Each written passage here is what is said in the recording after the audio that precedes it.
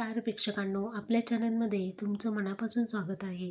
तर आपण आज पाहणार आहोत लक्ष्मीच्या पावलांनी मालिकेचा आजचा म्हणजेच 11 सप्टेंबरचा भाग. तर आजच्या भागामध्ये आपल्याला असं पाहायला मिळालं, अद्वैत कलाचा बड्डे खूप हटके स्टाईलमध्ये सेलिब्रेट करणार आहे.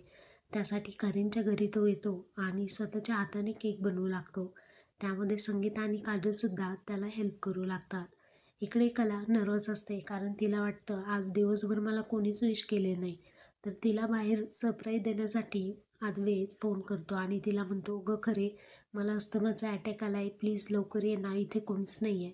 आता कला घाबरते आणि घरात कोणालाही न सांगता धावत पळत इन्हेलर घेऊन आता घराबाहेर निघू लागते.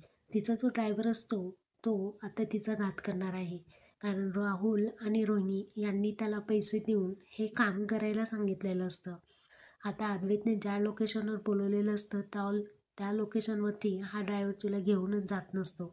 त्याचे इंटेन्शन जेव्हा तिला समजतात तेव्हा ती हातापायी करते आणि स्वतःचा बचाव करू लागते.